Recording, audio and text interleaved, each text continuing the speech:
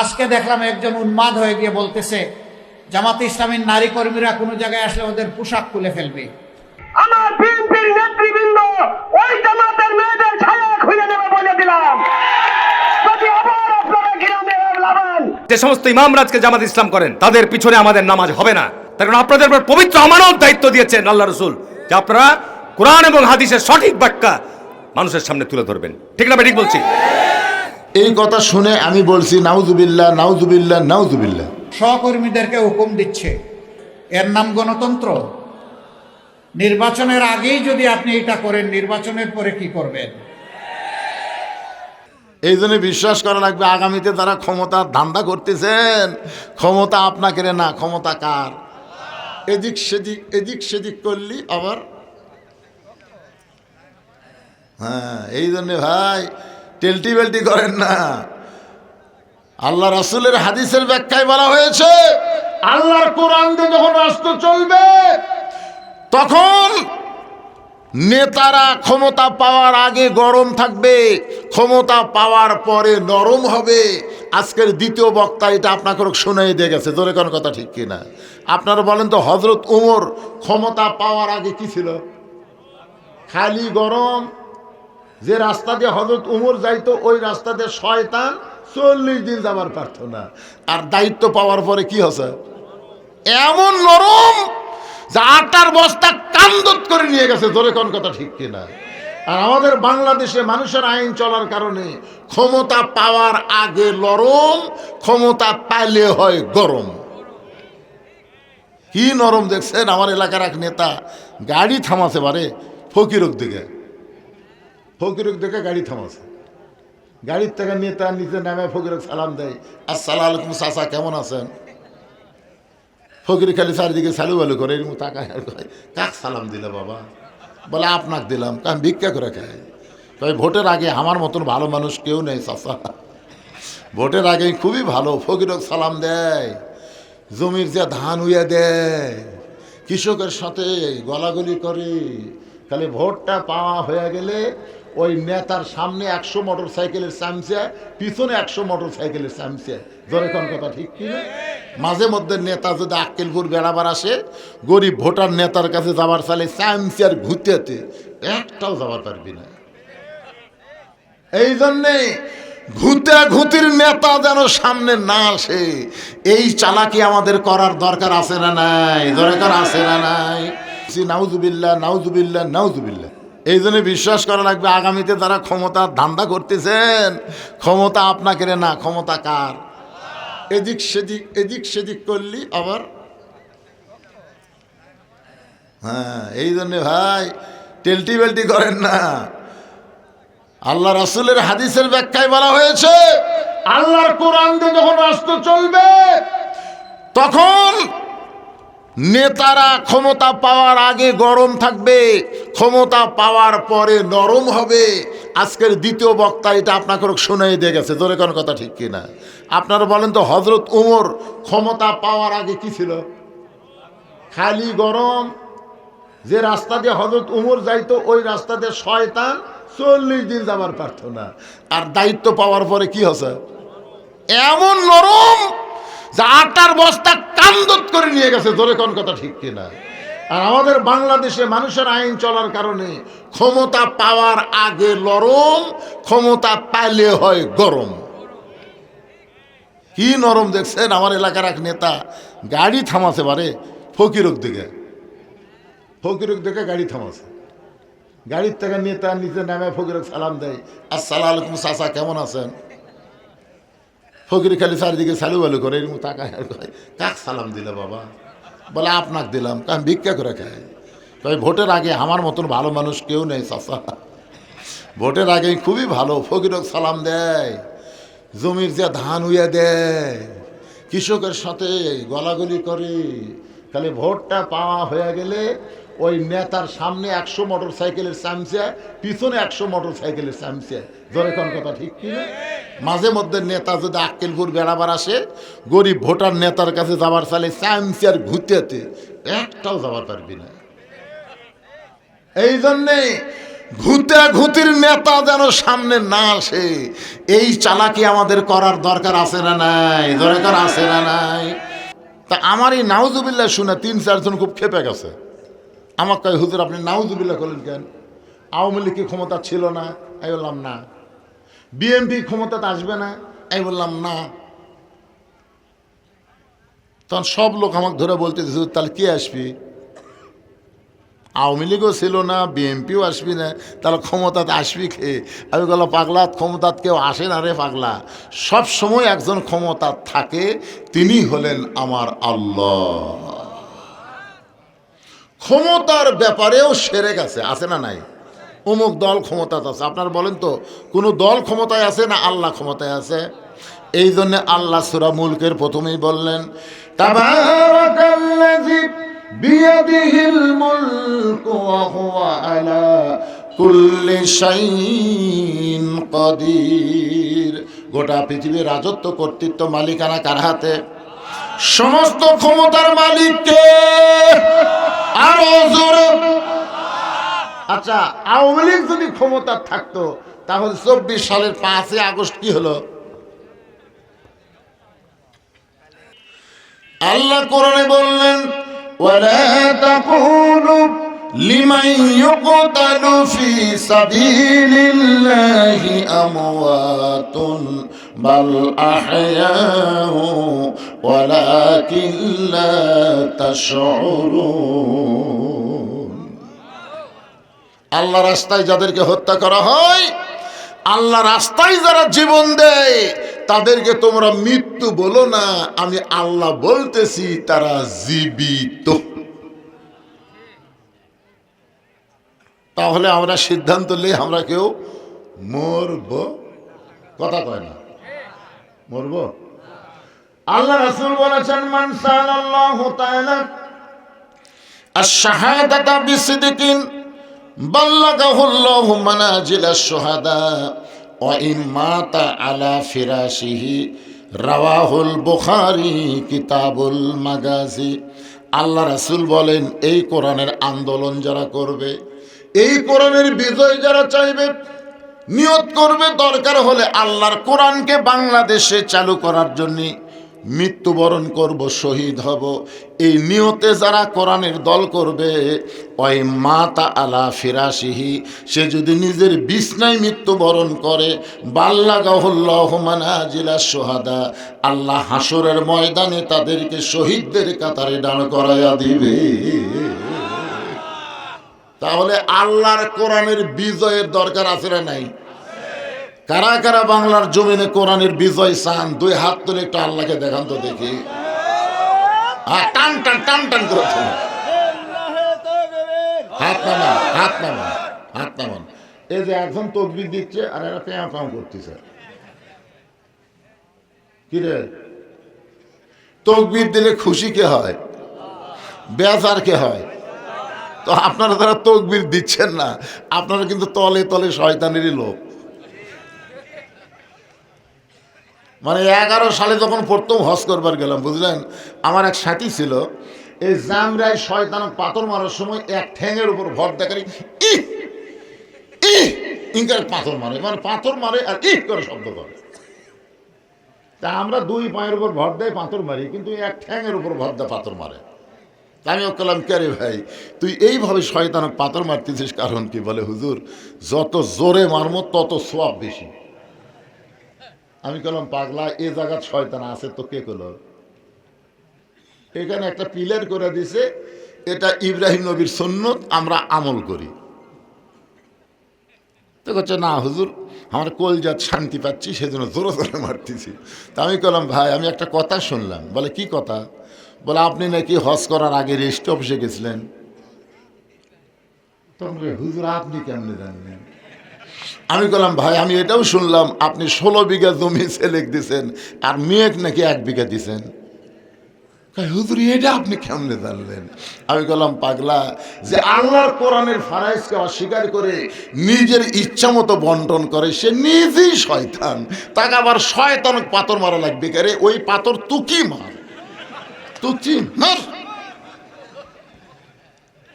আজকের এই মাহফিলে যারা আল্লাহ আকবার বলবার পারতেছে না, তাদের ভিতরেই শয়তান বসে আছে। এই কারণে আল্লাহ আকবার জবান তার প্রকাশ পাচ্ছে না। কি এটা কোনো দলের স্লোগান? দলের কেউ কেউ অমুক দলের অমুক দলের, খালি মরিয়া দেখেন আপনার লাশ সামনে নিয়ে আল্লাহু আকবার দিয়ে জানাজা শুরু হবে। জোরে কোন কথা, ঠিক কথা বলেন। যখন দুনিয়াতে এসেছেন ডান কান্দে আল্লাহু আকবার আজান, বাম কান্দে আল্লাহু আকবার আকামত, আপনার শুনাইনি? তোর আল্লাহ আকবার তো জন্ম হলো, আল্লাহ আকবার দিয়ে মৃত্যু হবে, আর সেইটার উপর তাকবীর দিলে কোন জায়গায় বাঁচতেছে আপনার? দেখি গলা খাঁকারি জানত মানে আমার ওয়াজ শুনবার গেলে আমি যতই বুড়া হই বুঝলেন, কিন্তু মরা মাংস খানি ওয়াজ শোনাবার পারি না। আগে চেতন করে চেতন আর ওয়াজ হবে। ইন্না লিল্লাহির ওয়াজ লিল্লাহি তাকবীর। এইবারে বোঝা গেল। তা আপনারা পারেন তো দেন না কেন? শয়তান এত জোরে দৌড় মারছে, আল্লাহ রাসূল বলেন তাকবীর যত জোরে হবে শয়তান তত জোরে দৌড় দিবে। শয়তানের পিছন দিক দিয়ে বাতাস বার হবে। জোরে কোন কি বার হবে? আপনার যে তাকবীর দিচ্ছেন শয়তান বায়ু ছেড়ে দৌড় মারছে। হায় হায় হায়, এই এলাকার মধ্যে থাকা চলবি না রে। এখন আল্লাহ কেমন আছে? মুসা নবী দেখবার যাবি ফেরাউনের কাছে। জোরে কোন কার কাছে? এই জায়গাটায় রেখে আমি এখন চলে আসলাম ইন্না লিল্লাহর উপরে। আমার এক ভাই বললেন মরাটাই হলো সবচাইতে বড় বিপদ, কিন্তু আল্লাহ কোরআনে বলেছেন ইয়া আইয়ুহাল্লাযীনা আমানুত্তাকুল্লাহা হাক্কা তুকাতিহি ওয়া তামুতুন্না ইল্লা ওয়া আনতুম মুসলিমুন।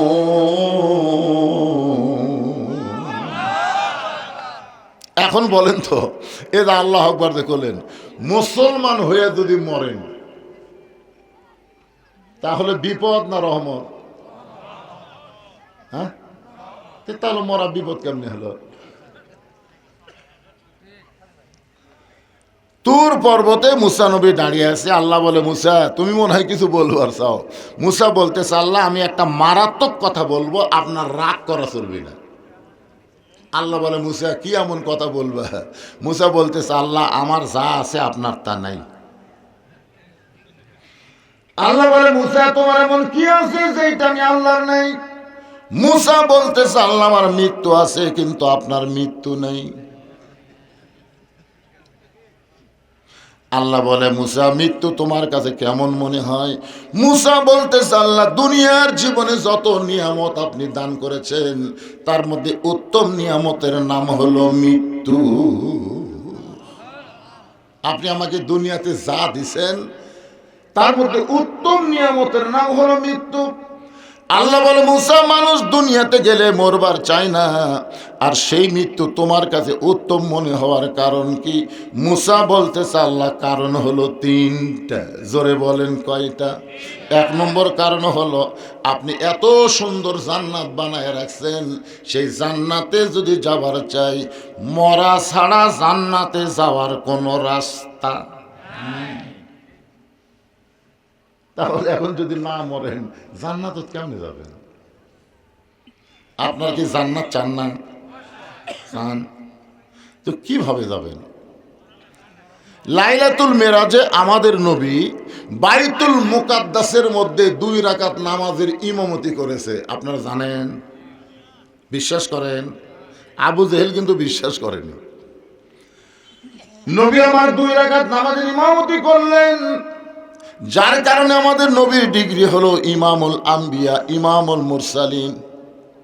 নামাজ যখন 2 রাকাত শেষ হয়ে গেল, ফেরেশতা জিবরাইল বললেন ইয়া রাসূলুল্লাহ আপনি যে ইমামতি করলেন আপনার পিছনে যারা নামাজ পড়লো আপনি কি তাদের চিনেন?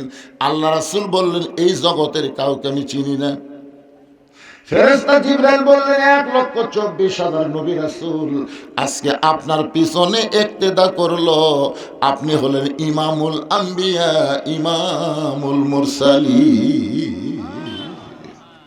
আল্লাহ রাসূল বললেন, জিবরাইল ভাই এতগুলা নবী রাসূল যখন আমার পিছনে ইক্তেদা করলো, আমি একটু সবাইকে দেখবার চাই। জিবরাইল বললেন, আপনি যা বলবেন তাই, আপনি যা বলবেন তাই, আপনি যা বলবেন আল্লাহ সাথে সাথেই সেটা গ্রহণ করবে। ধরে কন সুবহানাল্লাহ। বিশাল একটা মেম্বর আনা হলো, ওই মেম্বরে আল্লাহ নবী দাঁড়ালেন। আমাদের নবী দাঁড়ায় সমস্ত নবীদের দিকে তাকায় আছেন, সমস্ত নবীরা আমাদের নবীর দিকে তাকায় আছে। সুবহানাল্লাহ কবেন না? আমাদের নবী সমস্ত নবীর দিকে তাকায় আছে, যেরকম আমি আপনাদের সবার দিকে তাকায় আছি, আপনারা সবাই আমার দিকে তাকায় আছেন, আছে না নাই? হঠাৎ আল্লাহ নবী দেখতে পাইলেন সমস্ত নবীর চেহারা আলোকিত, কিন্তু একটা নবীর চেহারার মধ্যে কোনো আলো নাই। নবী বললেন, জিবরাইল সবার চেহারায় আলো দেখতে পাই, কিন্তু ওই নবীর চেহারার মধ্যে আলো নেই কেন? জিবরাইল বলে, হুজুর আপনি তাকে কাছে ডাইকে জানতে পারেন। আল্লাহ নবী তাকে কাছে ডেকে বললেন, আপনার নাম কি? বলে, আমার নাম হলো ঈসা আলাইহিস সালাম। নবী বললেন, সমস্ত নবীর চেহারার মধ্যে নূর দেখি, আলো দেখি, কিন্তু আপনার চেহারার মধ্যে আলো নাই। ঈসা বলতেছেন, সমস্ত নবীরা জান্নাত থেকে আপনার পিছনে এসে নামাজ পড়লো, আর আমি ঈসা জান্নাত থেকে আসতে পারি নাই। রাসূল বললেন, সবাই জান্নাত থেকে আসলো, আপনি কেন আসলেন না? ঈসা নবী বলতেছে, এখন আমার মরণই হয় নাই, না মরলে জান্নাতে কেমনে যায়? এখান থেকে বোঝা গেল জান্নাতে যাইতে গেলে মরা। কথা কয় না সবাই? আমি যেই বলবো জান্নাতে যাইতে গেলে কি চাই, আপনার জবান করে বলবেন মরতে চাই। জান্নাতে যাইতে গেলে কি চাই? আরো জোরে জোরসে বলুন। আমার এরকম একটা ওয়াজ ভারতের গেছে, ভারতের হিন্দুরা এই ওয়াজটা শোনা কাই করে। বাংলার মুসলমান যেদিন থেকে মরতে চাই মিছিল শুরু করছে, সেদিন থেকে বাংলার মুসলমানকে আর পৃথিবীর কেউ দমাতে পারবে না, কারণ যারা মরবার চায় তাদের সাথে কেউ পারে না। জোরে কোন কথা ঠিক না? যারা বাঁচবার চায় তারাই তো পলায়। পলান বোঝেন না? পলান বোঝেন না? হাই রে, বাঁচার জন্য কি কষ্ট রে। আমরা সকলে জান্নাতে যাইতে যে আল্লাহ কোরআনে বলেন, ইন্নাল্লাযীনা ক্বালু রাব্বুনাল্লাহু সুম্মা ইসতাকামু তাতানাজ্জালু আলাইহিমুল মালায়েকা আল্লা তাখাফু ওয়া লা তাহজানু ওয়া আবশিরু বিল জান্নাতিল্লাতী কুনতুম তুআদুন।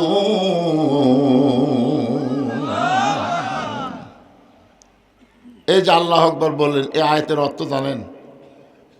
আপনার যখন মৃত্যু হবে, আপনি যখন মৃত্যুর বিছানায় পড়ে যাবেন, তখন আল্লাহ তাআলা দুটো ফেরেশতা আপনার কাছে পাঠাবে। দুইটা ফেরেশতা এসে বলবে, আল্লাহ তাখাফু, তোমার কোনো চিন্তা নাই, ওয়ালা তাহজান, তোমার কোনো চিন্তা নাই, কোনো টেনশন নাই, তোমার কোনো ভয় নাই। রে আল্লাহর বান্দা, এই মৃত্যুর বিছানা থেকে তুমি কোথায় যাবা? বলে, আমি মরে গেলে আমি কবরে যাব। ফেরেশতা দুইটা বলবে, তোমার দেহ যাবে কবরে, কিন্তু তোমার কবর হবে না, তোমার রূহটা আল্লাহর হুকুম পালন করার কারণে ইল্লিন নামক জান্নাতের বাগানে জায়গা হবে। তখন মৃত্যু মুমূর্ষ ব্যক্তি বলবে, ভাই তোমরা কারা রে? আমাকে এত সুন্দর সংবাদ দিচ্ছে, মরার বিছানায় তোমরা কারা? বলে, আমরা হলাম তোমার সবচাইতে আপনজন রহমতের ফেরেশতা। তো তোমরা যতই সান্ত্বনা দাও, আজরাইল কোথায়? আজরাইল কোথায়? যে আজরাইল মানুষের জান কবজ করবে কষ্ট দিয়ে, সে আজরাইল কোন জায়গায়? ওই দুই ফেরেশতা বলবে, ওই যে দেখেন দাঁড়ায় আছে। মৃত্যু মুমূর্ষ ব্যক্তি তাকায় দেখবে, তার চাইতেও আজরাইল খাটো। যার জান কবজ করবার আছে তার চাইতেও আজরাইল কি? কে রে, কি দেখতেছি? আমি সারা জীবন ওয়াজ শুনছি, সব দরিয়ার পানি আজরাইলের মাথা দিলেন নাভি পর্যন্ত ভিজবি না। আরে বোম বাটু, এটা আজরাইল। তখন ফেরেশতারা বলবে ঠিকই আছে ভাই, আজরাইলের মতোই আজরাইল আছে, কিন্তু আল্লাহ তাআলা আপনার চোখে দুইটা লেন্স লাগাই দিছে, যে আপনি যে আল্লাহর ভয়ে আল্লাহর গোলামি করেছেন, সেই আল্লাহ ছাড়া অন্য কারো ভয় যেন আপনার কলিজায় না আসে, এজন্য বড় আজরাইলকে ছোট করে আপনার সামনে পাঠিয়ে দিছে। আপনি জানেন মাটির আদমকে আল্লাহ সৃষ্টি করিয়া ঘোষণা করিলেন আল্লাহ শ্রেষ্ঠ বলিয়া, তাই নূরের ফেরেশতা করে মানুষকে সেজদা, সবার চেয়ে দিলেন মাটির মানুষকে সম্মান। প্রত্যেকটা মুসলমান যারা হবে তাদের মৃত্যুটা এমন ভাবে হবে, রাসূল বলেছেন মায়ের স্তনের দুগ্ধ পান করতে করতে সন্তান যেমন ঘুমায়া যায়, তেমন ভাবে দুনিয়া থেকে তাকে ইল্লিন নামক জান্নাতের বাগানে নিয়ে যাওয়া হবে। সবাই সুবহানাল্লাহ অন্তর থেকে করছেন না? মানে এতদিন মরার যে ভয় হুজুরা দেখাছে, ওরে বাবা রে। একটু মনোযোগ দিয়ে শোনেন, আল্লাহ বলে মুসা মৃত্যুকে পছন্দ করার 2 নম্বর কারণ কি? 1 নম্বর কারণ হলো না মরলে জান্নাতে যাওয়া যাবে না। মৃত্যুকে পছন্দ করার 2 নম্বর কারণ কি? মুসা বলতেছে আল্লাহ মৃত্যুকে পছন্দ করার 2 নম্বর কারণ হলো আমার মৃত্যুটা কেবলমাত্র আপনার জন্যে আমি অক্ষ করেছি। যত মানুষ এখানে আমরা বসে আছি, আমরা মরবো কার জন্যে? যাই বলতেছেন না, কার জন্য মরবার চাচ্ছেন? জবান খুলে বলেন আমরা মরবো কার জন্যে? আল্লাহর জন্যে। যারা মৃত্যুবরণ করবে তাদের মৃত্যুটা কেমন হয় আমি একটা দৃষ্টান্ত দেই। লোকটার নাম হলো মীর কাসিম আলী। লোকটার নাম কি? মীর কাসিম আলী, নাম শুনছেন? উকিল এসে বলতেছে স্যার আজকে রাত 12টায় আপনার ফাঁসি হবে। মীর কাসিম আলী মুচকি মুচকি হেসে বলতেছে ভাই এখন কয়টা বাজে? তো বলতেছে এখন বাজে রাত 9:30। বলতেছে আলহামদুলিল্লাহ এখনো 2.5 ঘন্টা। কয় ঘন্টা পর ফাঁসি হবে? আর আল্লাহর শুকরিয়া আদায় করে বলতেছে ভাই এখনো 2.5 ঘন্টা। উকিল 2.5 ঘন্টা খামাকাছে, এতন থেকে লাভ কি? আমি 2 ঘন্টা ঘুম পারি। যদি চেতন না পাই তুমি আমার ঘুমোর থেকে ডাক দিও। উকিল মনে মনে কয় ফাঁসির চিন্তায় লোকটা পাগল হয়ে গেছে। যার 2.5 ঘন্টা পর ফাঁসি হবি উই বলে আবার 2 ঘন্টা ঘুম পাড়বি। চেতন না পালে বলে ডাক দেওয়া লাগবে। উকিল মনের রাগে ফাঁসির কন্ডম সেল থেকে বের হয়ে গেছে। এই ফাঁসির চিন্তা পাগলা হয়ে গেছে, পাগলার কাছে থেকে লাভ কি? কিন্তু যেই মাত্র 2 ঘন্টা পার হয়ে গেল, এমন সময় উকিল সাহেব চিন্তা করে লোকটার খবর কি একটা বার যায় দেখি। উকিলের নাম হলো তাজুল ইসলাম। তাজুল ইসলাম উকিল এবার ফাঁসির কন্ডম সেলে গিয়ে দেখতেছে মীর কাসিম আলী নাক ডাকা ঘুম পাড়তেছে। ঘড়ির দিকে তাকায় দেখে মাত্র 8 ঘন্টা। জোরে খন কয় ঘন্টা? আর 8 ঘন্টা পরে লোকটার ফাঁসি হবে। আর সেই লোকটা নাক ডাকে ঘুম পাড়তেছে। যেই মাত্র পাও লড়াইছে লোকটা চেতন পায়, বলে ভাইজান আমার কি ফাঁসির সময় হয়েছে? বলে না স্যার এখনো 8 ঘন্টা দেরি আছে। কয় আলহামদুলিল্লাহ। আলহামদুলিল্লাহ মুসকে হাসিতে ওযু করে 2 রাকাত নামাজ পড়ে কোরআনের সূরা মুলক আর মুজাম্মিল তেলাওয়াত করে ফাঁসির কন্ডম সেলের মধ্যে সবচাইতে ভালো যে পাঞ্জাবিটা ছিল ওই পাঞ্জাবি পরার পরে চিরুনি মাথার চুল হাসরায় বলে উকিল রে দেখো তো আমাকে কেমন লাগতেছে। উকিল কান্দের বলে স্যার এখনই আপনার ফাঁসি হবে, আপনি পাঞ্জাবি গায়ে দিয়ে মাথার চুল আঁচড়ান, আপনি কি শ্বশুর বাড়ি যাবেন? মীর কাসিম আলী মুসকি মুসকি হাসে আর বলে পাগল ফাঁসি হবে আমার আর তুই কেন কাঁদতেছিস? তুই তো জানিস না অন্যায়ভাবে কাউকে যদি ফাঁসি দেওয়া হয়, অন্যায়ভাবে কাউকে যদি হত্যা করা হয়, তার ফাঁসির মঞ্চে যাওয়ার সঙ্গে সঙ্গে আল্লাহ তাআলা 8টা জান্নাতের দরজা খুলে দেয়। আল্লাহর জন্য যারা জীবন দিবে তাদের নাম হবে হোসাইন। আল্লাহর নবীর নাতির নাম হলো হোসাইন। জীবন দিয়েছে কার জন্যে? জোরে কন্যা কার জন্যে? আল্লাহর জন্য জীবন দিয়েছে। কারবালার প্রান্তরে হোসেন রাদিয়াল্লাহু আনহু হত্যা করার পর দেহ থাকলো কারবালার প্রান্তরে। একটু মনোযোগ দিয়ে শোনেন, মাথা কিন্তু আর কারবালার প্রান্তরে রাখে নাই। জিয়াদ নামে একজন পাপিষ্ট ওই মাথাটা গামলাই করে নিয়ে গেল ইয়াজিদের দরবারে। ইয়াজিদ তখন ক্ষমতার চেয়ারে বসেছিল। জিয়াদ ইয়াজিদকে খুশি করার জন্যে ওই হোসেনের মাথাটা ইয়াজিদের সামনে যখন দিল, ইয়াজিদের হাতে একটা লাঠি ছিল, ওই লাঠিটা হোসেন রাদিয়াল্লাহু আনহুর মুখের মধ্যে ঢুকায় বলে, হোসাইন খালি জেদ করে তুই শেষ হয়ে গেলি, শুধু জেদ করলি তোর নানার ইসলামকে বাঁচানোর জন্য, আমার হাতে বায়াত গ্রহণ করলি না। আজকে দেখ তোর দেহ আছে কারবালায় আর তোর মাথা আছে দামেস্কে। মুখের মধ্যে লাঠি ঢুকাইয়া ইয়াজিদ যখন তিরস্কার করতেছে, হোসাইন আমি ইয়াজিদ সিংহাসনে বসে আছি আর তুই হোসাইন শেষ হয়ে গেলি, তুই শেষ হয়ে গেলি, তুই শেষ হয়ে গেলি। তিনবার যখন এই কথা বলেছে, ইয়াজিদের সামনে যত মুসলমান বসে আছিল সবাই মাথা নিচু করে আছে। সবাই কি আফসোস করতেছে, আফসোস করতেছে কিন্তু, কারণ মাথা তুললি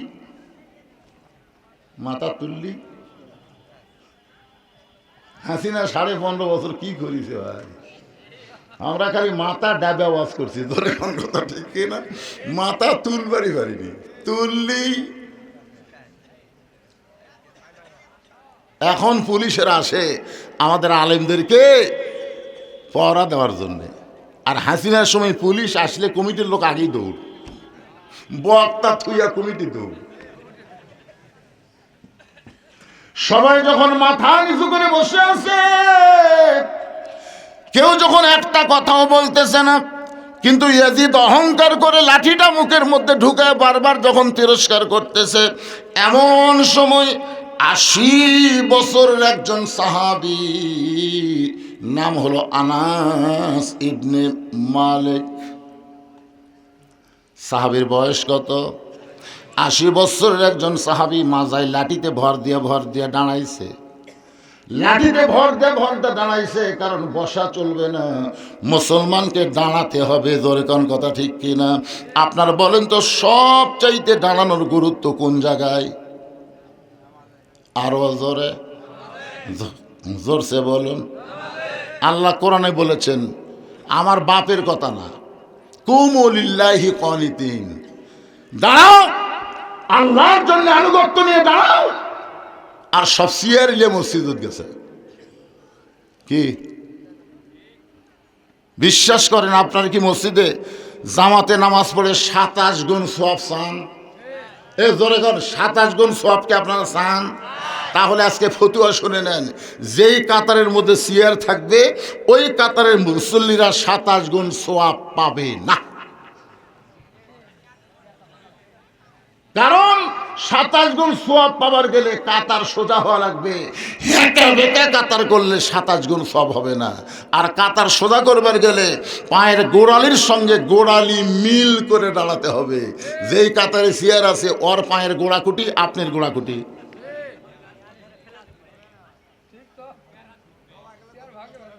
এই কথাটা 27 গুণ সওয়াব যদি আপনি চান, যদি না চান তো চেয়ার দিয়ে থাকেন, অসুবিধা কি? এই যে গন্ডগোলের কথা আপনার, এই যে ভয় খাচ্ছেন, সামান্য 2 চোর লোক জুতা চুরি করে, আর এই 2 চোরের ভয়ে সব মুসল্লি জুতেলে মসজিদের মধ্যে ঢুকছে। আপনার কোন তো চোরের সংখ্যা বেশি না নামাজের সংখ্যা বেশি?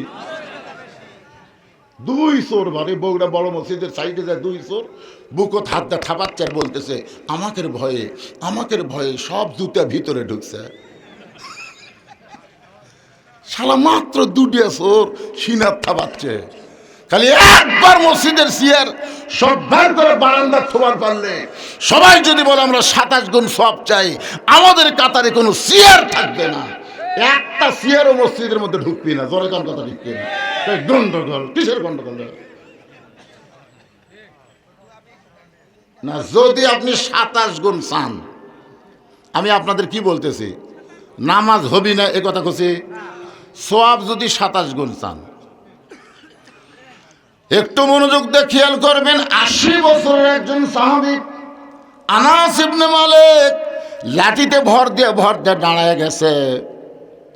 দাঁড়ায় বলতেছি, ইয়াজিদ, দেখেন বুড়া হলে কি হবে, মুখের ভাগ, ইয়াজিদ, যার মুখে লাঠি ঢুকে তুমি তিরস্কার করতেছ সেই হোসাইনকে তুমি চিনো?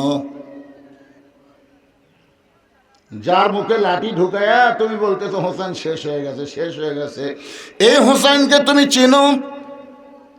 সমস্ত মুসলমান যারা ইয়াজিদের দরবারে বসেছিল সবাই মাথা তুলিছে, সবাই মাথা তুলেছে, সবার চোখ দিয়ে দর দর করে পানি পড়তেছে, কিন্তু কেউ লোকমা দিবার পারে নাই। শুধু একজনই দিয়েছে, তার নাম হলো আনাস ইবনে মালিক। আনাস ইবনে মালিক বলে, ইয়াজিদ শোনো, তুমি যেই হুসাইনের মুখে লাঠি ঢুকায় তিরস্কার করতেছো, আমি একাধারে 10 বছর, আনাস ইবনে মালিক বলতেছে, আমি একাধারে 10 বছর নবীর খাদেম ছিলাম। কয় বছর? আমি আনাস একদিন নবীর ঘরের মধ্যে বসে আছি, আল্লাহর নবী তখন নফল নামাজের মধ্যে রত হয়ে গেছেন। নবী শুধু ফরজ নামাজ মসজিদে আদায় করেছেন, আর সুন্নত নফলগুলো বাড়িতে আদায় করতে পছন্দ করতেন, কারণ বাড়ি গোরস্থান বানানো যাবে না। সুন্নত নফল আপনারা বাড়িতে পড়বেন, বাড়ির ছোট ছোট বাচ্চারা আপনার দেখা দেখি তারা নামাজ শিখবে। ধরে কোন ঠিক কিনা? আমার এক নাতি আছে, খুবই ছোট, বুঝলেন। আমি একদিন নফল নামাজ বাড়িতে পড়তেছি, দেখি উই আসে আমার যায় নামাজ ধার খাড়া হলো, খাড়া হয়ে এরকম হাত বান্ধা, মানে আমার মুখ লড়াই, মুখ লড়াই। আচ্ছা, উনি কি সুরে কেরাত জানে? কিন্তু আমার মুখের দিকে তাকে দেখে আমি মুখ লড়াই, উইও লড়াই। আমি রুকুত গেলাম, উইও যায়। আমি যখন আঙ্গুল তুলিছি, উইও তুলিছে। আচ্ছা, আঙ্গুল তুলিছে কি জন্য জানে? সে আমি যখন শেষ দাঁত যাই তখন ঘাড় কাটতে আমাকে দেখে, আমি কখন শেষ দাঁত থেকে মাথা তুলি। ফেরেশতারা বলতেছে, আল্লাহ, এ বুড়া না হয় ঠিক মতো নামাজ পড়তেছে, কিন্তু বুড়ার কাছে লাতি কি করতেছে? আল্লাহ বলতেছে, লাতি বুড়া দুইটাকে আমি কবুল করে নিলাম। জোরে খান সুবহানাল্লাহ। এই জন্যে সুন্নত আর নফল নামাজ আল্লাহ নবী বাড়িতে পড়া পছন্দ করতেন। আনাস বলতেছে, এই সিল্লা সিল্লি কে করে রে, সিল্লা সিল্লি কে করে রে?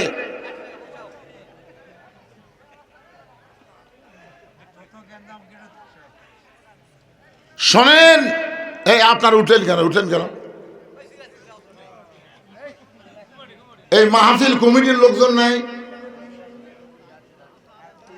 এই জন্ম যদি ঠিক মতো দিতে বলছেন, খালি মুরগির মতন উঠিছে, হাঁসের মতন নামিছে, একটা দোয়া দরুদ পড়েনি,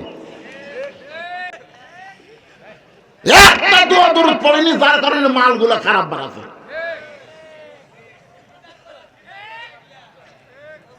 শোনেন ভাইরে, এই যে পেটত বাচ্চা আসার আগে কিছু দোয়া দরুদ আছে না নাই? স্বামী স্ত্রী মিলনে দোয়া দরুদ আছে না? কথা আছে না নাই? ওই খালি মুরগির মতো লাভ দিয়ে উঠেছে, হাঁসের মতন খপ করে নামিছে, ওরই মধ্যেই এরা ভিতরে ঢুকবে না তো। একবার যদি কেউ আর চিল্লা চিল্লি করে, একবার ওর মাও বাপ পর্যন্ত ওয়াজ নিয়ে যাবো, যা থাকে কথা। এমনিতে আমার মন খারাপ। গত বছর মাহফিলের লোক ভরে খাড়া হয়ে থাকলো, আর এবার লোক এখন পর্যন্ত ভর্তিছে না, কেবল একটু মন ভালো হচ্ছে, যাক আস্তে আস্তে আসছে। আমি একবারও কবারই সাহস পাচ্ছি না, একটু চাপিয়ে বসেন ভাই, এটা কবারই সাহস পাচ্ছি না। ফাঁকা ফাঁকা থাকেন, তাও ভরা দেখা যাক। আগামী থেকে যদি মাহফিল করেন, মাগরিব থেকে আবার করবেন। আমি দিনের বেলা একটা মাহফিল করলাম, ওটার ধার কি আপনার জয়পুরহাট, খোঁজলে দেখেন, আগামীকাল খোঁজলে দেখেন, হাজার হাজার মানুষ।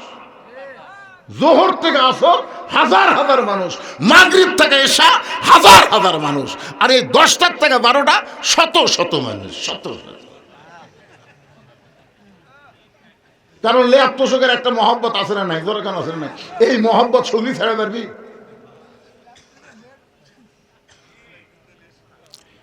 একটু গুরুত্বপূর্ণ আলোচনা ইন্না লিল্লাহর উপর কথা হচ্ছে। আল্লাহ বলে মুসা মৃত্যুকে পছন্দ করার 2 নম্বর কারণ কি? মুসা বলতেছে আল্লাহ মৃত্যুকে পছন্দ করার 2 নম্বর কারণ হলো আমার মৃত্যুটা কেবলমাত্র আপনার জন্য ওয়াকফ করেছি। এই কথা বলতে গিয়া আনাস ইবনে মালিক নবীর ঘরের ভিতরে, মনে আছে না ভুলে গেছেন? নবী আছে নামাজের সেজদায়, কোত্থেকে ওই হুসাইন, যেই হুসাইনের মুখে ইয়াজিদ লাঠি ঢুকাইছে, কোত্থেকে ওই হুসাইন দৌড়ে এসে নানার পিঠে লাফ দিয়ে চড়ে বলতে চল ঘোড়া চল, চল ঘোড়া চল। আনাস মনে মনে চিন্তা করে ছোট্ট বাচ্চা বোঝে না, এই মনে করে আনাস রাদিয়াল্লাহু যখন হোসাইনকে নবীর পিঠ থেকে নামাবার চায়, এমন সময় নবী সেজদারত অবস্থায় হাত দিয়ে নিষেধ করলেন। আনাস আবার ফেরত আসলো। কিছুক্ষণ পরে হোসাইন বলতেছে যেই ঘোড়া চলে না এই ঘোড়ার পিঠে বসে থাকা কোনো লাভ নাই। হোসাইন রাগ করে যখন ঘর থেকে বের হয়ে যায়, আল্লাহর নবীর নামাজ যখন শেষ হয়ে গেল, এমন সময় আনাস রাদিয়াল্লাহু হাঁটু গেড়ে নবীর সামনে বসে বলে ইয়া রাসূলুল্লাহ, এই হোসেন আপনার পিঠে চড়ে চল ঘোড়া করলো, আমি পিঠ থেকে নামাবার চাইলাম, আপনি নিষেধ করলেন।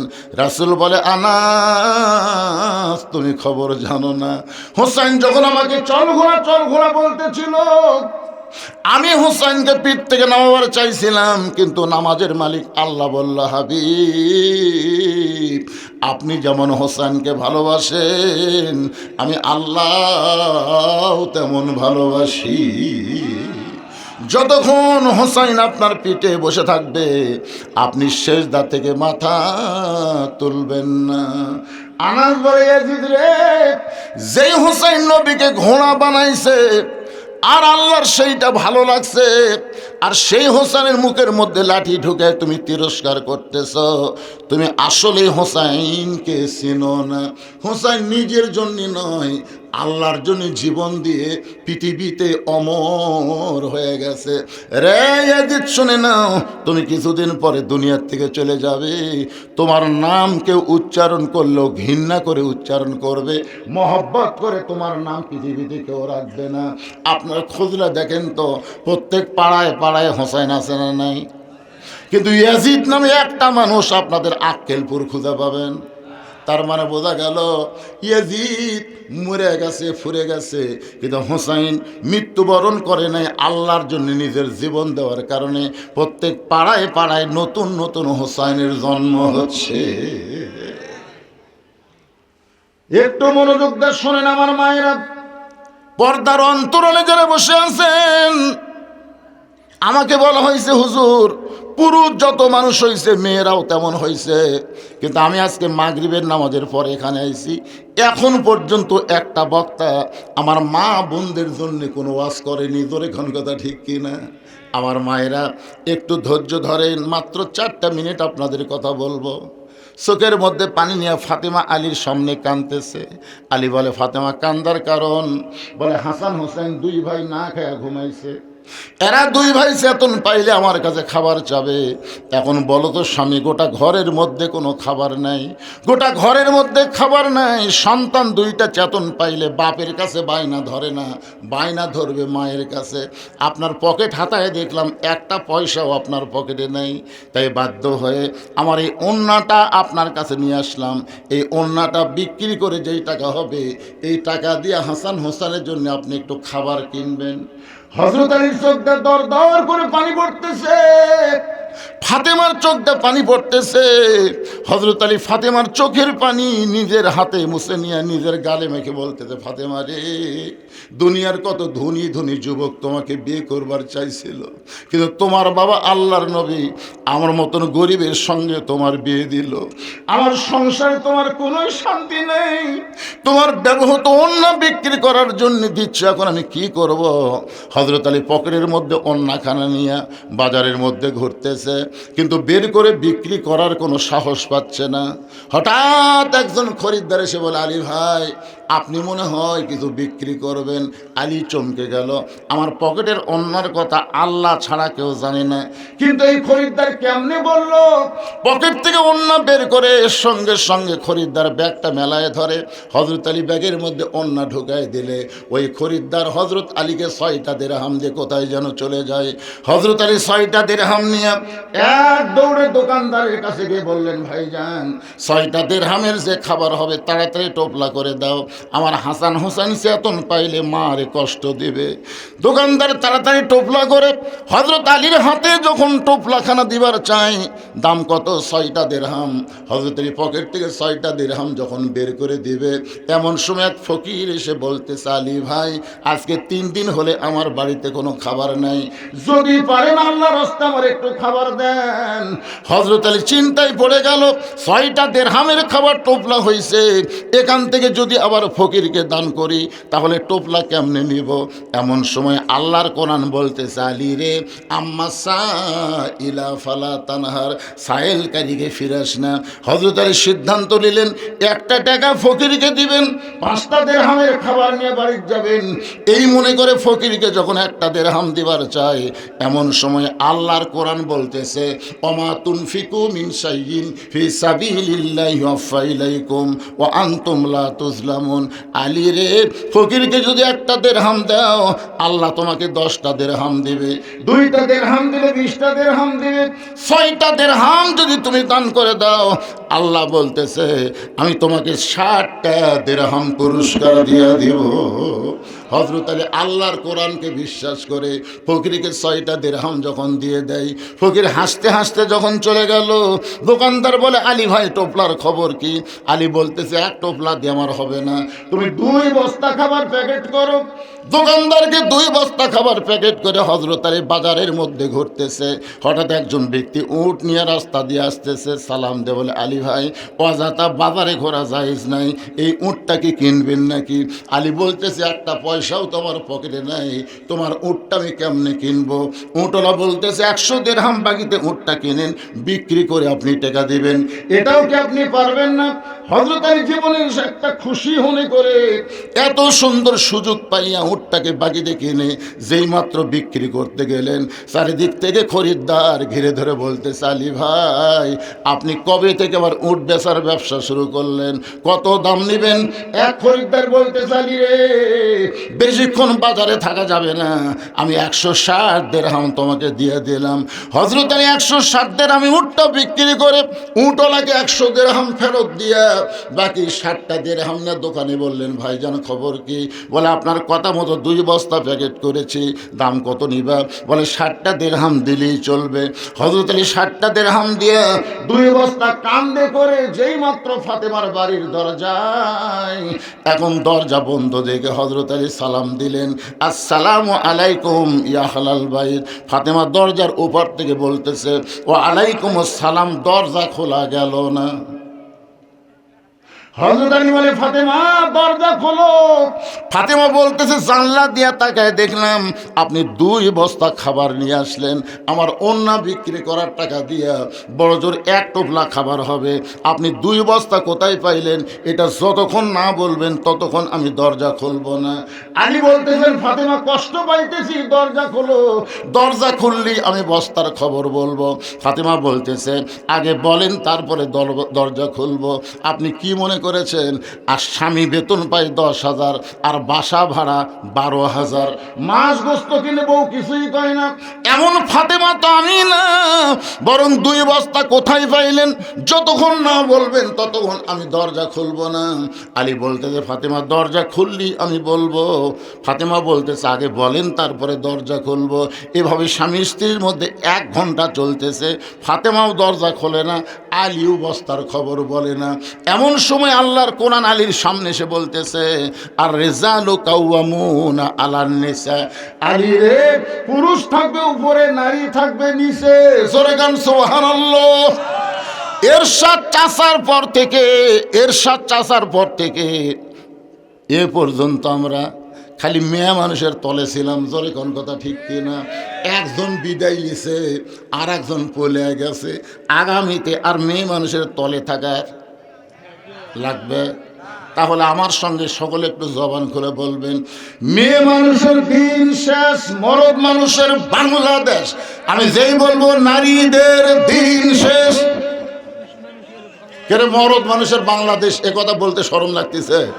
এটা কি আমার কথা না আল্লাহর কথা? আর রিজালু কাওয়ামুন আলান নিসা, পুরুষ থাকবে উপরে, নারী থাকবে নিচে। আলী চিন্তা করতে যে ফাতেমা যখন দরজা না খুললো, আমি আর ফাতেমার কাছে অনুরোধ করব না। রাগ করে 2 বস্তা কান্দে করে নবীর দরবারে চলে গেছে। আল্লাহ নবী তখন চকিয়ার উপর বসেছিলেন। হযরত আলীর কান্দে 2 বস্তা দিকে নবী আমার চকিয়া থেকে উঠে এসে আলীর কপালে একটা চুমা দিলেন। চুমা দেওয়ার পরে নবী নিজের হাতেই 2টা বস্তা নামাই নিলেন। নবী 2টা বস্তা নামানোর পরে নবী তাকায় দেখে আলীর মুখটা গোমরা দেখা যায়। রাসূল বলে, আলী, আমি এসে তোমার কাঁধ থেকে 2টা বস্তা নিজেই নামাই নিলাম, আবার তোমার কপালে চুমা দিলাম, এরপরেও তোমার মুখটা গোমরা দেখতে পাই। আলী বলতেছেন, ইয়া রাসূলুল্লাহ, আপনি অত্যন্ত ভালো মানুষ, কিন্তু আপনার মেয়ে। যেই বলছে আপনি অত্যন্ত ভালো মানুষ, কিন্তু আপনার মেয়ে। রাসূল বলে, যা বলছো বলছো, এরপরে এক শব্দ উচ্চারণ হবে না। কি আমার মেয়ে কি? আলী বলতেছে, হুজুর বলবো না। রাসূল বলতেছে, আলী রে, ফাতেমা যদি দরজা খুলতো তাহলে তুমি কি আমার কাছে আসতে? আলী বলতেছে, হুজুর, আপনার মেয়ে যদি দরজা খুলতো তাহলে আমি আপনার কাছে আসতাম না। আল্লাহ নবী বললেন, ফাতেমা ইচ্ছা করেই দরজা খুলে দেয় নাই। আলী বলতেছে, আপনার মেয়ে ইচ্ছা করে কেন দরজা খুললো না? রাসূল বলতেছে, 4 কারণ। জোরে কোন কয় কারণ? হযরত আলী বলতেছে, ইয়া রাসূলুল্লাহ, কি 4টা কারণ? আল্লাহ নবী বলেন, 1 নম্বর কারণ হলো ফাতেমার ওড়না কে কিনেছে, তুমি কি বলতে পারো? আলী বলতেছে, হুজুর, আমি জানি না। আল্লাহ রাসূল বলে, আলী রে, কোন ফকির তোমার কাছে ভিক্ষা নিয়েছে, তুমি কি তাকে চিনো? আলী বলতেছে, আমি চিনি না। কে তোমার কাছে উট বিক্রি করলো, তুমি কি জানো? বলে, আমি জানি না। কে তোমার খরিদ্দার হয়ে উটটা কিনলো, তুমি কি বলতে পারো? আলী বলতেছে, হুজুর, আমি কিছুই বলতে পারবো না। রাসূল বলে, আলী রে, আমি নবী সব জানি, তুমি কি এখন জানবার চাও? আলী বলতে, হুজুর, 100 বার জানবার চাই। আল্লাহ নবী বললেন, তাহলে বসো। কোন খরিদ্দার ফাতেমার ওড়না কিনেছে? কে ফকির হয়ে তোমার কাছে ভিক্ষা নিল? কে তোমার কাছে উট বিক্রি করলো? আবার কে খরিদ্দার হয়ে উটটা কিনলো? যদি জানবার চাও তাহলে বসো, আমি রাসূল বলি, তুমি শোনো। আলী বলতে, হুজুর, আমি শুনবই। রাসূল বলতেছে, আমি বলবই। তাহলে হযরত আলী যদি শোনার জন্য বসে, আপনারা কি শুনবেন? কারা কারা শুনবেন? আল্লাহকে একটু হাত দেখান তো দেখি। লিল্লাহি তাকবীর। হাত নামান। হযরত মুসা আল্লাহ কেমন আছে দেখার জন্য ফেরাউনের দরবারে গেছে। মনে আছে না? ভুলে গেছেন? আল্লাহ বলেছে, মুসা, তোমার খবর কি? মুসা বলতেছে, আলহামদুলিল্লাহ। তখন মুসা বলতেছে, আল্লাহ, আপনার খবর কি? আল্লাহ বলেছেন, ইযহাব ইলা ফিরাউন ইন্নাহু তাগা। আমি আল্লাহ কেমন আছি যদি দেখবার চাও তাহলে ফেরাউনের দরবারে যাও।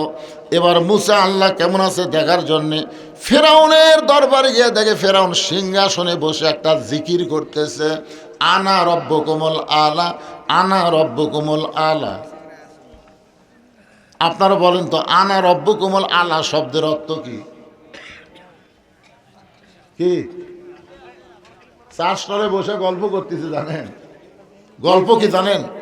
গল্প করতেছে, আগে আওয়ামী লীগ ক্ষমতা ছিল, আগামীতে বিএনপি ক্ষমতা আসতেছে। আগে আওয়ামী লীগ ক্ষমতা ছিল, আগামীতে বিএনপি ক্ষমতা আসতেছে। এই কথা শুনে আমি বলছি, নাউজুবিল্লাহ, নাউজুবিল্লাহ, নাউজুবিল্লাহ। তা আমার এই নাউজুবিল্লাহ শুনে 3-4 জন খুব খেপে গেছে। আমার কয়, হুজুর, আপনি নাউজুবিল্লাহ করলেন কেন? আওয়ামী লীগ কি ক্ষমতা ছিল না? আমি বললাম না। বিএনপি ক্ষমতাতে আসবে না? আমি বললাম না। তখন সব লোক আমাকে ধরে বলতেছে, তাহলে কে আসবি? আওয়ামী লীগও ছিল না, বিএনপিও আসবি না, তাহলে ক্ষমতাতে আসবি কে? আমি বললাম, পাগলা, ক্ষমতাত কেউ আসে না রে পাগলা। সব সময় একজন ক্ষমতা থাকে, তিনি হলেন আমার আল্লাহ। ক্ষমতার ব্যাপারেও শিরক আছে না নাই? অমুক দল ক্ষমতায় আছে। আপনার বলেন তো কোনো দল ক্ষমতায় আছে না আল্লাহ ক্ষমতায় আছে? এই জন্য আল্লাহ সূরা মুলকের প্রথমেই বললেন তাবারাকাল্লাযী বিয়াদিহিল মুলকু ওয়া হুয়া আলা কুল্লি শাইইন কাদির। গোটা পৃথিবীর রাজত্ব কর্তৃত্ব মালিকানা কার হাতে? সমস্ত ক্ষমতার মালিক কে? আরো জোরে। আচ্ছা, আওয়ামী লীগ যদি ক্ষমতা থাকতো তাহলে 24 সালের 5 আগস্ট কি হলো? এই জন্য বিশ্বাস করা লাগবে আগামীতে যারা ক্ষমতার ধান্দা করতেছেন, ক্ষমতা আপনাকে না, ক্ষমতা কার? এদিক সেদিক করলি আবার। হ্যাঁ, এই জন্যে ভাই টেলটি বেল্টি করেন না। আল্লাহ রাসূলের হাদিসের ব্যাখ্যায় বলা হয়েছে আল্লাহর কোরআন দিয়ে যখন রাষ্ট্র চলবে তখন নেতারা ক্ষমতা পাওয়ার আগে গরম থাকবে, ক্ষমতা পাওয়ার পরে নরম হবে। আজকের দ্বিতীয় বক্তা এটা আপনাকে শুনাই দিয়ে গেছে, জোরে কোন কথা ঠিক কিনা? আপনারা বলেন তো হযরত ওমর ক্ষমতা পাওয়ার আগে কি ছিল? খালি গরম। যে রাস্তা দিয়ে হযরত ওমর যাইতো ওই রাস্তা দিয়ে শয়তান 40 দিন যাবার পারত না। আর দায়িত্ব পাওয়ার পরে কি হচ্ছে? এমন নরম যে আটার বস্তা কান্দত করে নিয়ে গেছে, জোরে কোন কথা ঠিক কিনা? আর আমাদের বাংলাদেশে মানুষের আইন চলার কারণে ক্ষমতা পাওয়ার আগে নরম, ক্ষমতা পাইলে হয় গরম। কি নরম দেখছেন? আমার এলাকার এক নেতা গাড়ি থামাছে বারে ফকিরক দিকে, ফকিরক দিকে গাড়ি থামাছে। গাড়ির থেকে নেতা নিচে নামে ফকিরক সালাম দেয়, আসসালামু আলাইকুম চাচা, কেমন আছেন? ফকির খালি চারিদিকে সালু বালু করে, এরকম তাকায় আর কয়, কাক সালাম দিলে বাবা? বলে আপনাকে দিলাম। কারণ ভিক্ষা করে খায়। তবে ভোটের আগে আমার মতন ভালো মানুষ কেউ নেই চাচা, ভোটের আগে খুবই ভালো। ফকিরক সালাম দেয়, জমির যে ধান উইয়া দেয়, কৃষকের সাথে গলাগলি করে। খালি ভোটটা পাওয়া হয়ে গেলে ওই নেতার সামনে 100 মোটর সাইকেলের চামচা, পিছনে 100 মোটর সাইকেলের চামচা, জোরে কোন কথা ঠিক কিনা? মাঝে মধ্যে নেতা যদি আক্কেলপুর বেড়াবার আসে, গরিব ভোটার নেতার কাছে যাবার চালে চামচার ঘুরতে একটাও যাবার পারবি না। এই জন্যে ঘুতির নেতা যেন সামনে না আসে, এই চালাকি আমাদের করার দরকার আছে না নাই? দরকার আছে না নাই? একটু মনোযোগ দিয়ে শুনবেন। ফেরাউন জিকির করতে চান আর রব্বুকুমুল আলা, আমি হলাম সবচাইতে বড় আল্লাহ। মুসা নবী হাত চুলকাই। মুসা নবী কি চুলকায়? হাত চুলকানোর মানে কি? যার চড়ে আজরাইলের চোখের মুনি উল্টে গেছে, যার চড়ে হাতত পাওয়ার আছে না নাই? মুসা নবী ছোট অবস্থা একবার ফেরানো চল মারছিল। আসিয়ার কোল থেকে তখন এত সুন্দর রে, এত সুন্দর, দেও তো আমাকে একটু দেও। তখন মুসা নবী তো চিন্তা করতেছে, আমার মাও ভাষা দিল, নদীর ভাষা দিল, তুই ভাই তুই কত মাও হত্যা করছু যে বেটা চলজান জন্ম দেবার না পারে, তুই আমার কোলত নিছু। করে কান্দে একটা চল মারছে, কান্দতে কান্দতে একটা ঘুতা লেগেছে। ফেরাউন লোক দেখে দুটা দাঁতই লড়িতে পারে। এই ছোট বাচ্চার কান্নার থাপ্পড় খায়া ফেরাউনের দুটা দাঁত লড়িছে। এখন মুসা কি আর ছোট বাচ্চা আছে? এরকম যে হাত চুলকাই।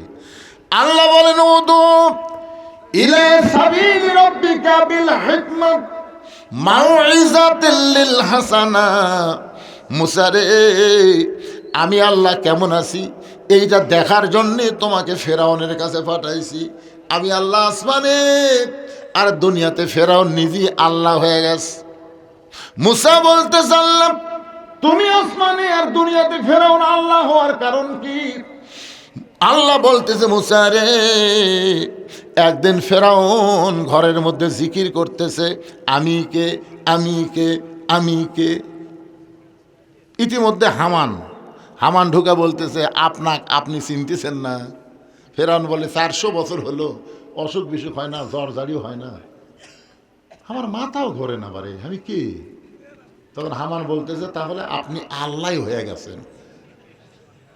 হামান বোঝেন না? ওবায়দুল কাদের হামান, আর হাসিনা হচ্ছে ফেরাউন। জোরে কোন কথা ঠিক না? তো এখন হামান বলতেছে, আপনি আল্লাহ হয়ে গেছেন। তখন ফেরাউন বলতেছে আল্লাহ তো ভালোই লাগতেছে। আল্লাহ ভালো লাগতেছে, এখন দেখালে বাইরে আল্লাহ কোন পিটন খাবেন। তো ফেরাউন কয় তাহলে আল্লাহ বলবো, পিটন খাবো না। কখন? বলে সেই সমাজ, সেই পরিবেশ চালু করতে 40 বছর লাগবে। কয় বছর? 40 বছর লাগবে। আসমানি কিতাব দুনিয়াতে যারা বিশ্বাস করে তাদেরকে ধরে ধরে জেলতবন্দি করা লাগবে। যারা আকাশের কিতাব, আল্লাহর কিতাব যারা বিশ্বাস করে, আল্লাহর কিতাবের যারা ওয়াজ করে, তারকে ধরে ধরে জেলতবন্দি করা লাগবে। আর যেখানে কোরআনের আসমানি কিতাব শিক্ষা দেওয়া হয়, আগডম বাগডমের টাকা দেওয়া হবে, কিন্তু কোরআনের কিতাবের শিক্ষা যেখানে দেওয়া হয় সেখানে একটা পয়সাও দেওয়া হবে না। এই শিক্ষাগুলো বন্ধ করা লাগবে। আসমানি কিতাব যারা বিশ্বাস করে তাদেরকে জেলত তোলা লাগবে। নতুন করে মানুষ যেন আল্লাহর খবর না পায়, এই চিন্তা দুনিয়ার মধ্যে নিয়ে আসে। আপনি আল্লাহ বলে দাবি করলে উপর দিকে কারো খেয়াল নেই, নিজ দিকে যাওয়ারও কারো চিন্তা নেই, আপনি আল্লাহ হবেন। বর্তমানে বাংলাদেশে কি চলতেছে?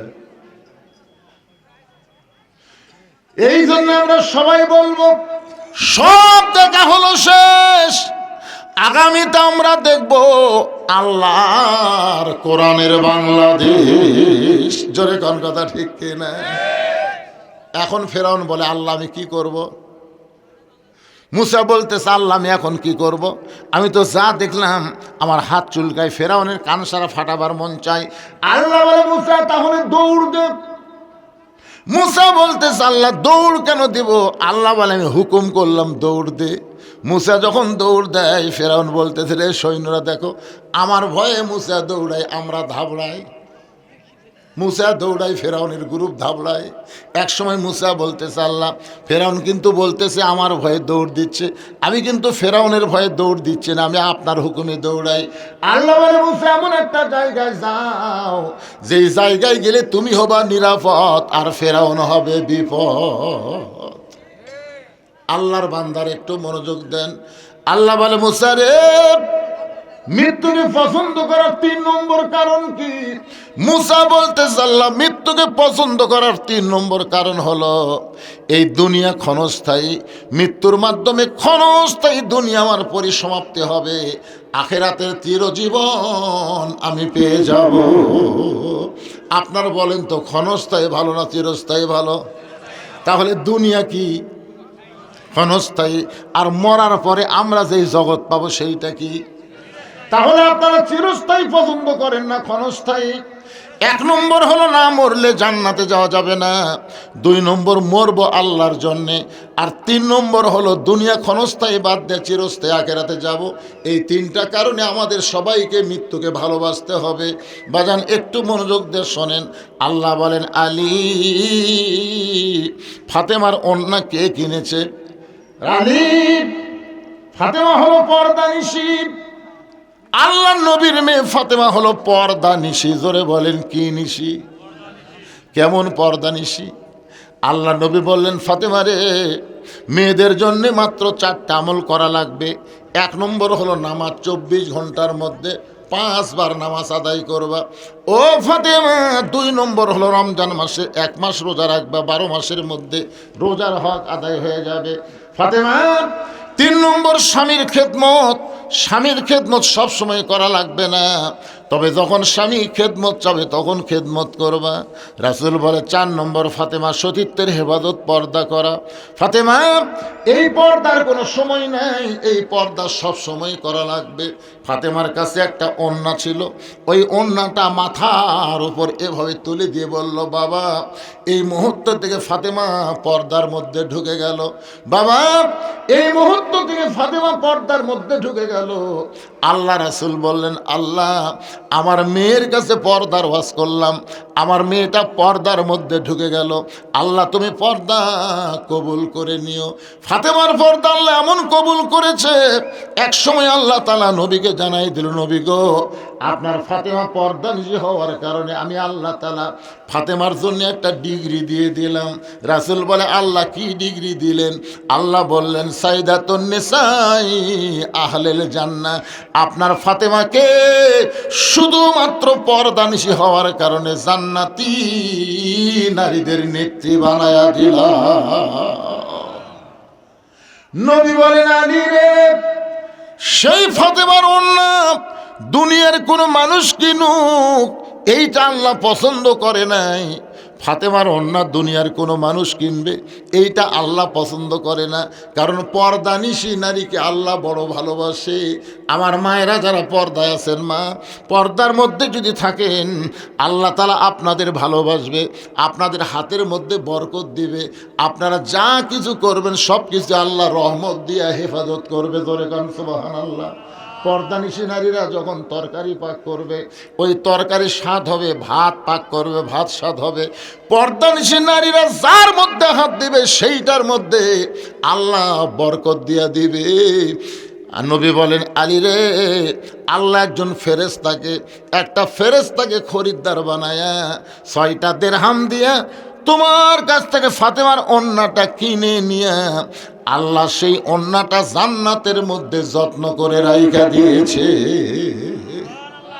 আলী, আলী রে, যেই ফকির তোমার কাছে ভিক্ষা চাইলো, যেই ফকিরকে তুমি 6টা দিরহাম দান করে দিলা, এই ফকিরকে তুমি চেনো না, কিন্তু ওই ফকিরটা হলো ওই ফেরেশতা, যেই ফেরেশতা ফাতেমার ওড়না কিনে জান্নাতের মধ্যে আল্লাহর হুকুমে যত্ন করে রেখেছে। আল্লাহ তাআলা ওই ফেরেশতাকে ফকির বানায় তোমার কাছে পাঠায়, বলতেছে যাও যাও আলীর কাছ থেকে 6টা দিরহাম নিয়ে আসো। ফেরেশতা কান্দের, বলে আল্লাহ, যে 6টা দিরহাম দিয়া হাসান হোসেনের জন্য খাবার কিনবে, আপনি সেই 6টা দিরহাম আবার ফেরত নেবেন। আল্লাহ আপনি এত নিষ্ঠুর, আল্লাহ আপনি এত নিষ্ঠুর।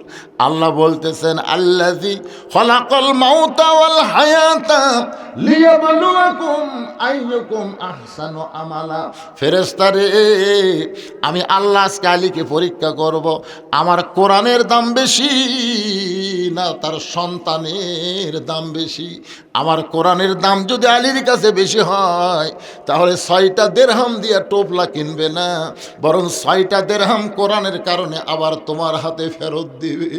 নবী বলে, আলী রে, ওই ফেরেশতা ফকির হয়ে তোমার কাছে যখন ভিক্ষা চাইলো, তুমি প্রথমে একটা দিরহাম দিবার চাইলে, কোরআনকে গুরুত্ব দিয়ে আম্মা সাইলা ফালা তানহার, সাইলকারীকে ফিরান যাবে না। কিন্তু একটা দিরহাম যেই মাত্র দিবা, এমন সময় আল্লাহর কোরআন বলল, ওমা তুনফিকু মিন শাইইন ফি সাবিলিল্লাহি ওয়াফা ইলাইকুম। কেউ যদি আল্লাহ রাস্তায় দেয়, আল্লাহ তাকে আবার ফিরিয়ে দেয়। আল্লাহকে কেউ যদি 1 দেয়, আল্লাহ তাকে 10 গুণ বাড়ায় দেয়। আলী, তুমি আল্লাহর কোরআনকে বিশ্বাস করে ফকিরকে যখন 6টা দিরহাম দিয়ে দিলাম, ফকির 6টা দিরহাম নিয়ে আল্লাহর কাছে কাঁদতেছে। আল্লাহ বলে, কান্দিস কেন? বলে, ছেলের জন্যে খাবার জন্যে টোপলা নিচ্ছিল, এক হাতে টোপলা নিবে, এক হাতে দিরহাম দিবে, আর সেই 6টা দিরহাম আপনি কাইরা নিলেন। আল্লাহ, আপনি কাইরা নিলেন। আল্লাহ বলে, ফেরেশতা রে, তুই মনে করতেছিস আমি কাইরা নিলাম, কিন্তু আলীর ঈমান বলতেছে 6টা দিলে 60টা পাবে।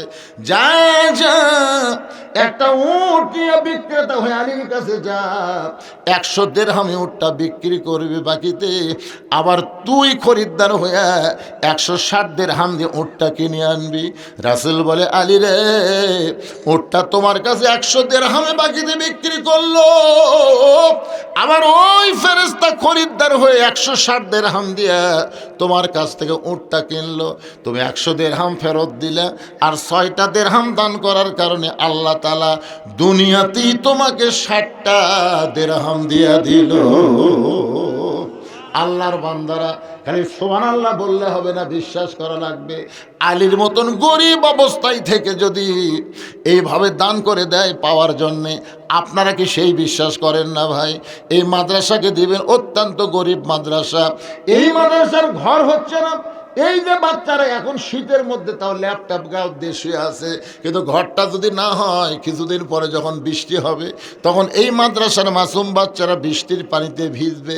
আপনাদের মধ্যে এমন কি আল্লাহর পাগল নাই যে এই মাদ্রাসার জন্য 1টা বস্তা 2টা বস্তা করে সিমেন্ট দিবেন, যে হুজুর এই মাদ্রাসা হবে, আমাদের বাড়ি পায়খানা সব কিছু হয়ে গেছে, আর নবীর এতিম ঘরটা আজকে বড় জরাজীর্ণ অবস্থায় পড়ে আছে। তাই আপনাদের সবার কাছে এই মাদ্রাসার মহব্বতের দানের ব্যাপারে আপনাদের অনুরোধ করে আমি আজকের মতো আলোচনা এখানেই সমাপ্তি করব ভাই। সবাই আর একবার আমার সঙ্গে পড়েন, ইজা আসাবাতুহুম মুসিবাতুন ক্বালু ইন্না লিল্লাহি ওয়া ইন্না ইলাইহি রাজিউন। সবচাইতে বড় বিপদ কি? এই সবচাইতে বড় মুসিবত কি? বুঝবার পারলেন না? আরে এতক্ষণ ধরে বুঝালাম। সবচাইতে আবার কয় মৃত্যু।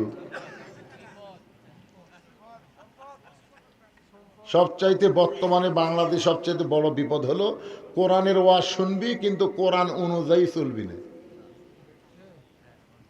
কি মনে করতেছেন এটা রহমত? যে কোরআনকে আল্লাহ বলেছেন অনুনাজ্জিলু মিনাল কোরআনি মা হুয়া শিফাউ ওয়া রাহমাতুল লিল মুমিনিন, এই কোরআনকে আমি নাজিল করেছি মুমিনদের যাবতীয় রোগের শেফা এবং রহমত স্বরূপ। তাহলে আমরা মুমিন ভাই, এত রাত ধরে আমরা এখানে বসে আছি শুধুমাত্র আল্লাহর কোরআনের মহব্বতে। কোরআনের মাদ্রাসার দিকে একটু মহব্বত করবেন, রাজি আছেন? একটু সব কোন এলাকার লোক রে? আরে এই গ্রামের নাম কি? এই গ্রামের নাম হলো বেলকুন্ডির। কারা কারা আছেন হাত তোলেন তো দেখি। এই বেলকুন্ডির লোক নাই?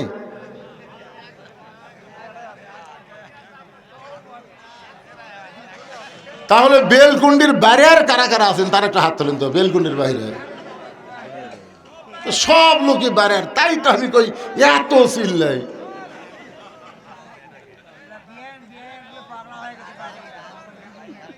আচ্ছা আপনি কোন তো ভাই টাকা কি টাকা কি আগে আদায় করতে হয়?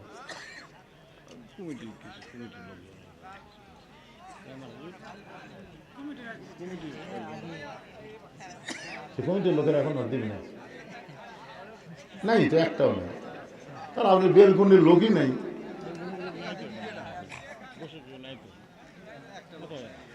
সব লোক বেড়াল, তাই তো এত চিল্লাইছি এত না কেন? ইস্তেগফার পড়েন, আস্তাগফিরুল্লাহ পড়েন, আস্তাগফিরুল্লাহ আস্তাগফিরুল্লাহ রাব্বি মিন কুল্লি জামবি ওয়া আতুবু ইলাইহি। আল্লাহুম্মা আমিন।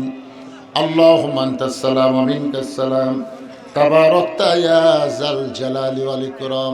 আয় আল্লাহ তাআলা, সেই মাগরিবের পর থেকে শীতের ভিতরে এত রাত পর্যন্ত তোমার পাগল বান্দা বান্দিরা আরামের ঘুমকে বাদ দিয়া কোরআন হাদিসের মহব্বত কলিজার মধ্যে নিয়া এই জান্নাতের বাগানে বসে বসে কোরআন হাদিস আলোচনা শোনার শেষে আমি গুনাহগারের সঙ্গে রহমতের দরজায় ফকির হয়ে দোকানা হাত তুলেছে। মেহেরবানি করে আজকের মাহফিল আমাদের সকলের হেদায়েতের জন্যে, নাজাতের জন্যে, জান্নাতের জন্যে কবুল করো। এই মাহফিলের শুরু থেকে শেষ পর্যন্ত যত আলোচনা হয়েছে আল্লাহ, এর মধ্যে যদি ত্রুটি হয়, ভুল হয়, মাফ করে দিও। এর জাহাদিয়া মঞ্জুর করো। সোনার মদিনায় নবী পাকে রওজা মুবারকে আল্লাহ তুমি কবুল করে নাও। তামাম আম্বিয়াই কেরাম, আসহাবি কেরাম, তাবিনী কেরাম, তাবিনী কেরাম, তামাম পৃথিবীর মাটির নিচে যত মুমিন মুমিনা শুয়ে আছে আল্লাহ, সকলের আরওয়াহ ফরেহা দিয়া কবুল করো। আল্লাহ আমরা যারা হাত তুলেছি, আমাদের জনম দুঃখনী মা বাবা যাদের কবরে চলে গেছে, আল্লাহ মেহেরবানি করে মা বাবার কবরকে জান্নাতের টুকরা কবুল করো। আমাদের দাদা দাদি, নানা নানি, আত্মীয় স্বজন, শ্বশুর শাশুড়ি যাদের কবরে গেছে আল্লাহ, সকলের কবরকে জান্নাতের টুকরা বানায় দাও। আয় আল্লাহ তাআলা, এই মাদ্রাসাকে কিয়ামত পর্যন্ত কবুল করো। এই মাদ্রাসার যতগুলো সমস্যা আছে আল্লাহ তুমি কুদরতি ভাবে এলাকার মানুষদেরকে মাদ্রাসার মুহাব্বিন বানায় সমস্যার সমাধান করে দাও। আজকের মাহফিলের সম্মানিত সভাপতিকে আল্লাহ তুমি কবুল করো, সহসভাপতিদের কবুল করো, প্রধান অতিথি কবুল করো, বিশেষ অতিথিদের আল্লাহ তুমি কবুল করো। মাদ্রাসার মুহতামিম, মাদ্রাসার ওস্তাদ, মাদ্রাসার তালবেলেম আল্লাহ সকলকেই তুমি কবুল করে নাও। আমার মা বোনেরা পর্দার অন্তরালে বসে বসে ওয়াজ শুনেছে, আবিদা সালিহা পর্দা নিশে কবুল করো আল্লাহ। অনেকে দান খয়রাত করেছে, দোয়া চেয়েছে। গত বছরের যিনি সভাপতি ছিলেন তিনি দুনিয়াতে নাই, আল্লাহ তার জন্য প্রাণ খুলে দোয়া করি, আল্লাহ তার কবরটাকে জান্নাতের টুকরা বানায় দাও। আল্লাহ অনেকে এখান থেকে চলে গেছে, আল্লাহ ও মাবুদ মওলা, দুনিয়া থাকার জায়গা না, আসলে যাইতে হবে। আমরা সবাই চলে যাব ইমানের সাথে, ইজ্জতের সাথে মুসলমান হয়ে এই দুনিয়া থেকে যেন বিদায় নিতে পারে। আল্লাহ তুমি কবুল করো। কত মানুষের জানাজার নামাজ আমরা পড়েছি, এই দুই হাত দিয়ে কত কবরে মাটি দিয়েছি। একদিন আমরা সবাই মরে যাব। যেদিন আমাদের মৃত্যু হবে, দিনটা যেন জুমার দিন হয়, মাসটা যেন রমজান মাস হয়। ইমানের সাথে, ইজ্জতের সাথে এই দুনিয়া থেকে বিদায় নেওয়ার কালে আমাদের জবানে তুমি জারি করে দিও লা ইলাহা ইল্লাল্লাহু মুহাম্মাদুর রাসূলুল্লাহ সাল্লাল্লাহু আলাইহি সাল্লাম। আসসালামু আলাইকুম ওয়া রাহমাতুল্লাহি ওয়া বারাকাতুহু।